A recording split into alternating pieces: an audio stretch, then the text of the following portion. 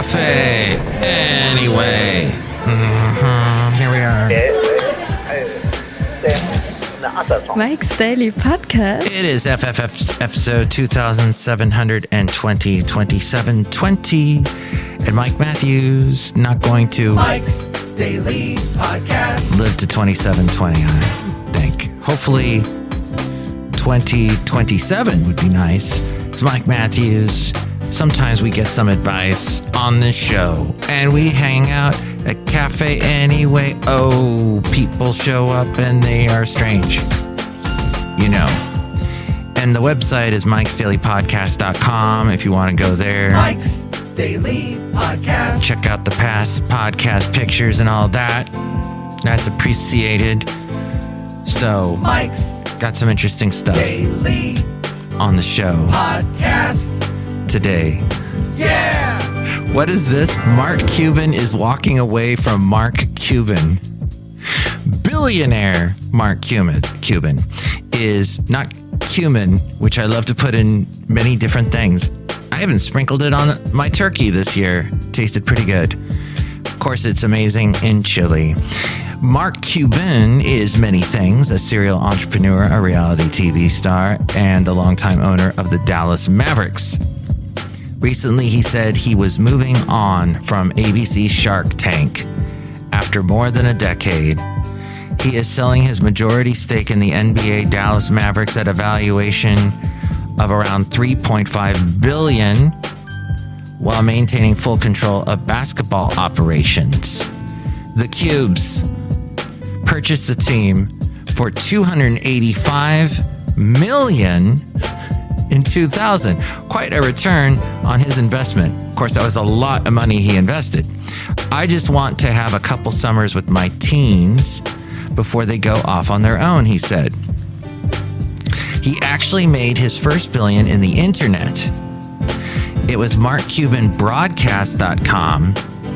That was back in 1995. He sold that to Yahoo for $5.7 billion in 1999. And here's today's podcast picture. That's nuts. The podcast picture today is of nuts. What? You know, I get picked on by my general manager because I'll eat a lot of almonds. Those are nuts, right? Walnuts. They're nuts because it's in the name. Those are good for you. They have omega-3 fatty acids. I need as many of those as I can get. The podcast picture is not of this wonderful man. Dog. Male dog. That would have been the great late Basil the Boxer. But it is of Rocky the cat, who you heard on the last podcast very briefly. He may even pop in on this podcast. He seems to do whatever he wants here at Café Anyway. But it's a funny picture of him. See it at MikesDailyPodcast.com. I was looking through all my pictures, which is what I usually do when I pick a podcast picture, just kind of plow through everything I have. And I love that stuff can be uploaded on the cloud, so I can go and look around and I can be just about anywhere and find something.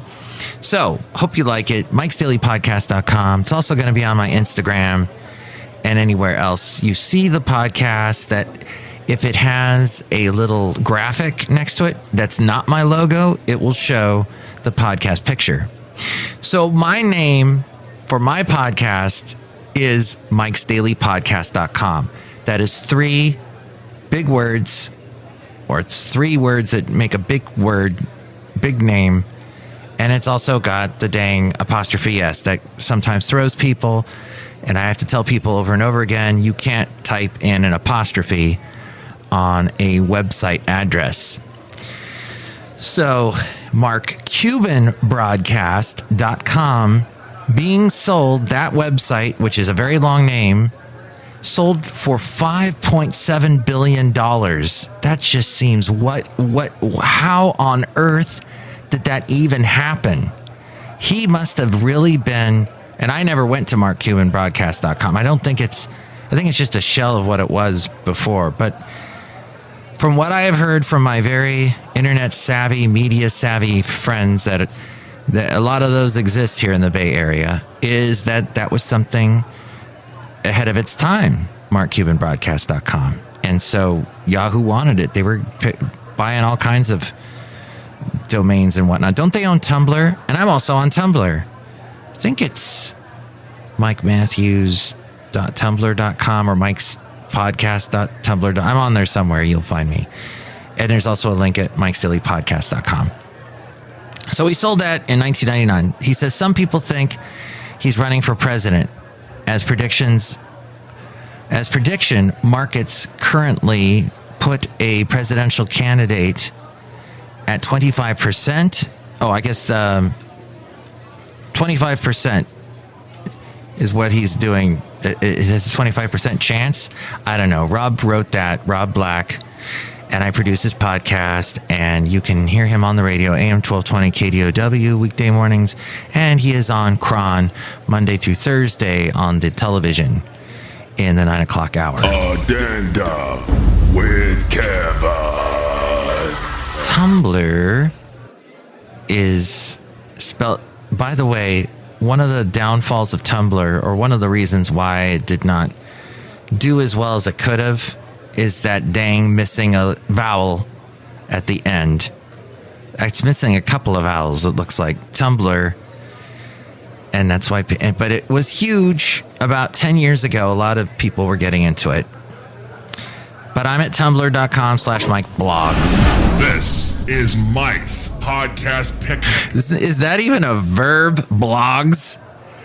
On Twitter and on Facebook, I'm like facebook.com/MikeTalks.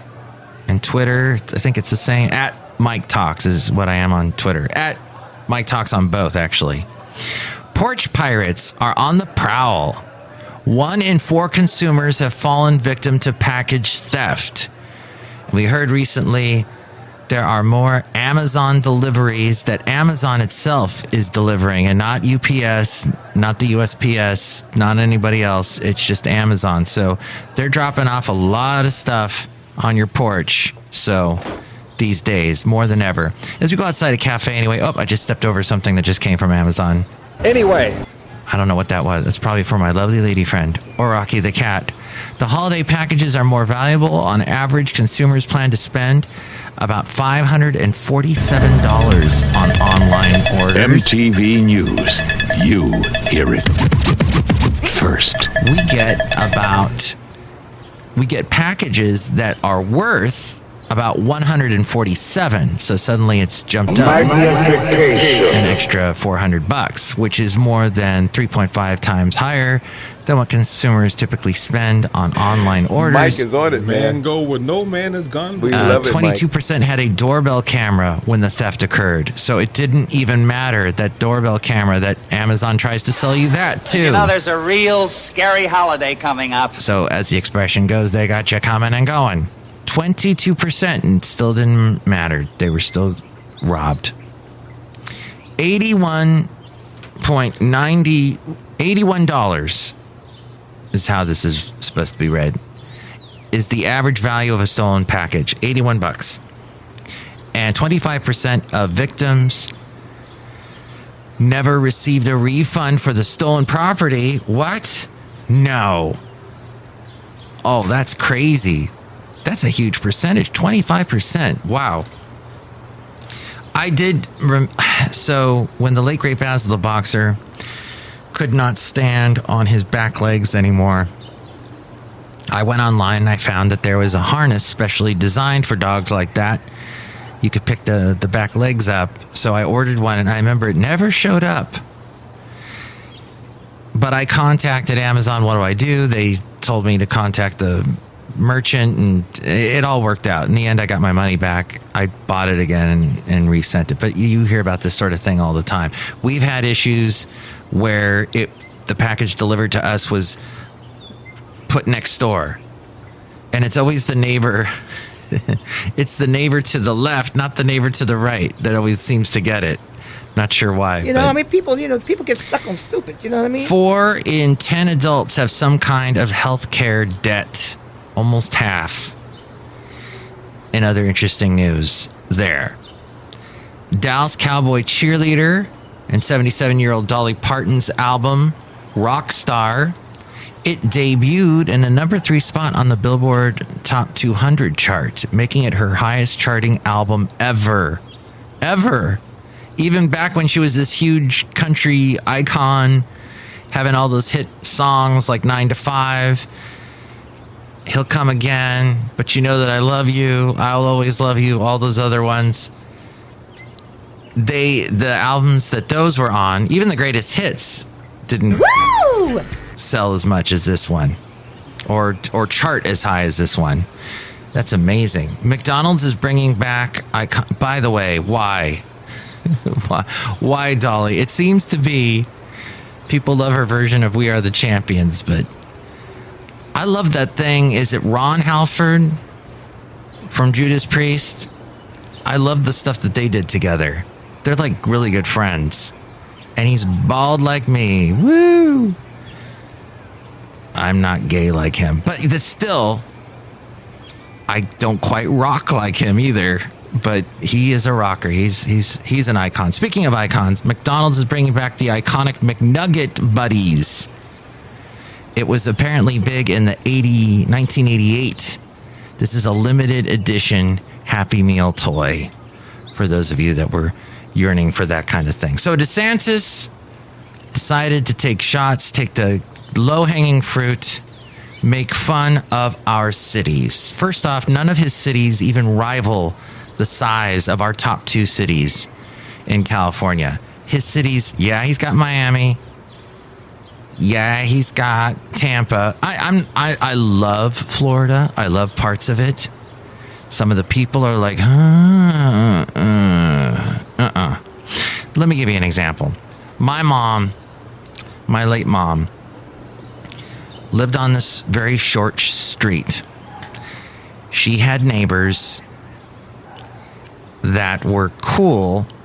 She had a couple neighbors that were cool. The rest were like, what is going on here? What is happening? Wow. There's, from what I saw in Daytona Beach, Welsh on the world. Let's just say you have a couple of choices as far as eating. You can eat something that's fried and eat it while you're sitting by some body of water.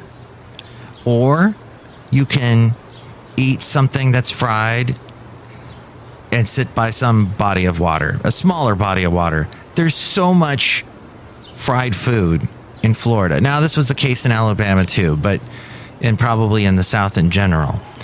But wow. After a while, you're like, okay, fish and chips for the 8th night in a row. This is, wow. Okay. Don't think I'm going to stay under 250 for long. Holding court with Lady Katie. Lady Katie. Cassette copy. The Royal Trump Tweet Decree. He hates California, lives in Florida, hates California, bashes California all the time, and calls us a bunch of socialists. And says that's why you have all your taxes, is because you're constantly blowing money on things that and projects that aren't working. You will travel into the incredible universe. And then he says, I miss California, because he used to live in the San Diego area. In the end, buddy, in the end, everybody, if you hate California, here's the deal. At some point, you'll want to come here. At some point, you'll want to visit. At some point, you'll visit, and you'll find a spot that you particularly like. We're not all crazy left-wing people. Some of us have found refuge up in the mountains. Some have found refuge by the sea. Some have found refuge on a farm. Some have found refuge in a cardboard box, sadly, and I pass a lot of those every day on my way to work. And like I've said, I don't like the traffic. I don't like the taxes.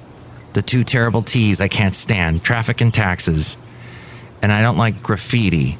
But since I'm going with this T theme, let's say it's called Truffiti or graffiti. We'll just put the final emphasis on that. Kathy's Corner. Da-da-da-da-da, Kathy's Corner. When you are a man, sometimes you wear stretchy pants. But lots of people that I know that go, hey, I went to the city, and yep, I almost stepped in something, and you hear that all the time. Although the last time I went to the city, it was probably it was during the summer, and I did not see any of that. So we'll just leave it at that and say Ron DeSantis needs to dial that back and remove the log out of his own eye before he laughs at the splinter in our own. I think I quoted that correctly from the Bible.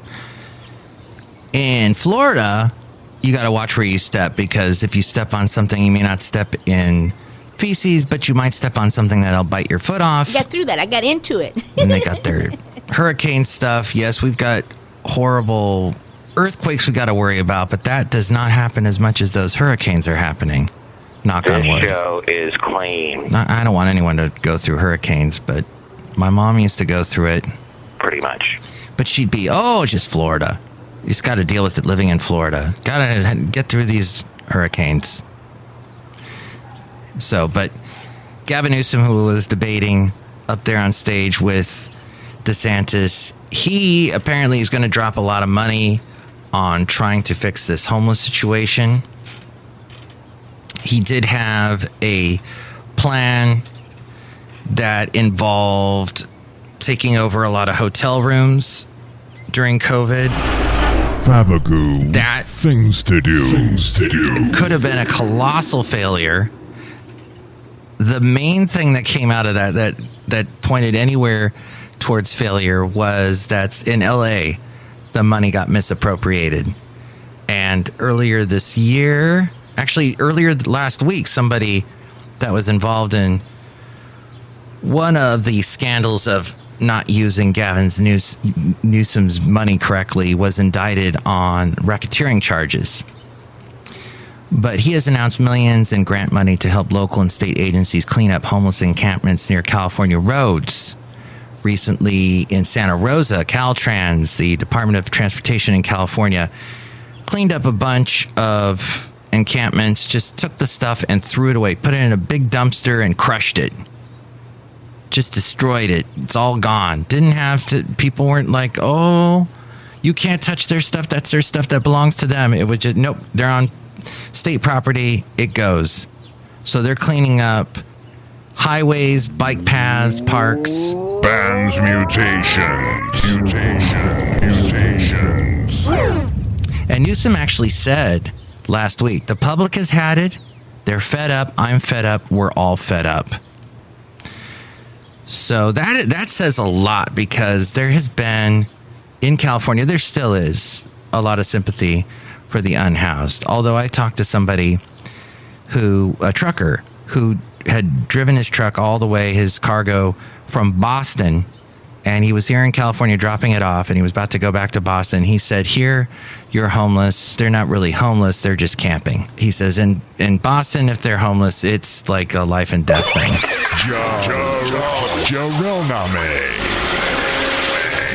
So Project Room Key was the project that Newsom did back during COVID, which forced homeless individuals into 10,974 hotel and motel rooms and 1,133 trailers. Magnification. Sacramento mandated, yes, our capital here in California, which has a lot of people in that area that lean Republican.